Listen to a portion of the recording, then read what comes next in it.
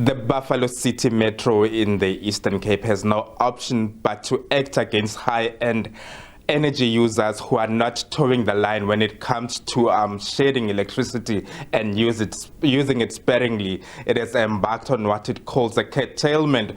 To monitor these industries, it is demanding that at least 20% load reduction per day, especially when it hits stage 5 load shedding. It says the pressure on the grid is unacceptable and they're struggling to maintain it. With me, I do have the spokesperson of the Metro, Usamkelo Ngwenya. A very good afternoon to you, sir, and thanks a lot for joining us. Take us through this process of curtailment. Well, it's the last process, really. After you've reached stage 4, everyone is able to shed themselves, including big industry. But when you hit to stage 5, there's pressures on the grid, and we have to look in terms of alternatives in which we can actually manage the process. One of the things that we have to do over and above their own shedding is to actually sit down with the industry, which is what we've done, and expect them to know that as a city, we have no option but to undertake this stage of curtailment, which of course is something that we are monitoring on a daily basis. It's something that we are not really quite keen on because, you know, a city like ours is a close-knitted city in terms of not only the network infrastructure, but the economy that we actually are trying to run.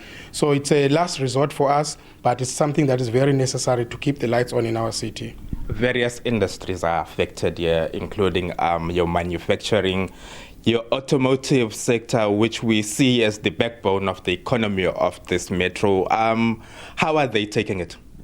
Well, the first important part is the fact that we have to consult with them. It's not an imposed situation, even though we have to meet the national demands. So ultimately, once we've reached that situation, we also then have to make them aware that we have no option but to cut your lights at this particular stage, which is the issues of shedding. And then once we've reached that agreement, technically, and well as the issues of monitoring, we get mutual respect. And then lastly, which is most importantly, throughout this challenging period, is to actually also show big industry that we're not only just folding our arms as a city. There's something that we're doing. We're looking into the market.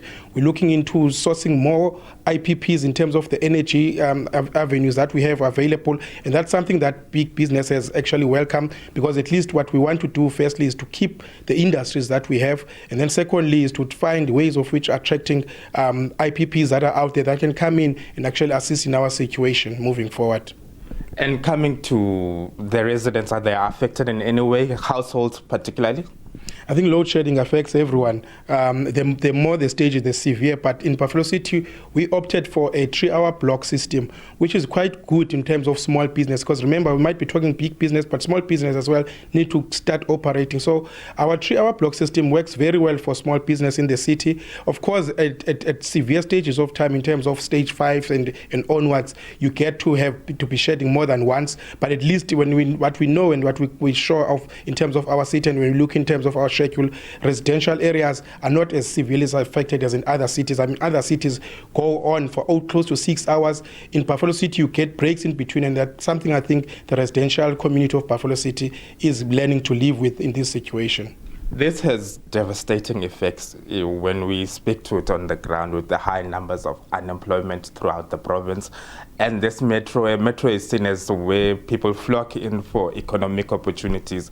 And we could possibly see your big industries such as your Mercedes-Benz shedding jobs for people, letting go of the people due to these steps that the metro is taking. But above all, it's due to load shedding at the end of the day, which the grid you can't, which you say you can't handle. So what do you say to the people and in terms of using electricity sparingly during these trying times?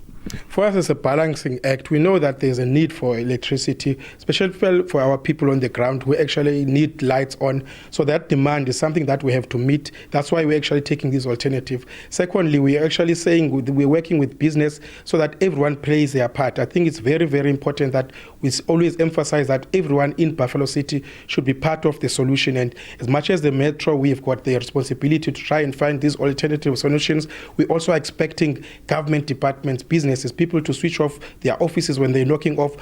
Non-essential supplies are to be switched off. So everyone has got a role to play. And of course, there's the issue of illegal connections. We're also playing our part in that area. Ultimately, we all have to have a role to play so that Buffalo City is seen as an attractive place. I mean, we've got the land, we've got the energy, we've got the wind, so we've got the ocean. We think we are an attractive place for investment, and we think that we will, in no time soon, find IPPs that are willing to come in and assist in our situation. Lastly, how is revenue collection with this latest intervention by the Metro? Well, we've seen an improvement. I think our July numbers were not looking of August. Now that we have started to implement the credit control policy, things are looking up. Remember, people have not been blocked or been cut off for over 2 years. So suddenly now we are seeing people trying to pay. And of course, with the situation, it will probably have a hit back, because now it means that people are off the grid for a few hours. But ultimately, we are expecting the situation to be looking up, and we think the numbers that are going to come in are going to improve. And the implementation of our credit control policy should actually alleviate the situation in the city. Thank you so much for your time, sir.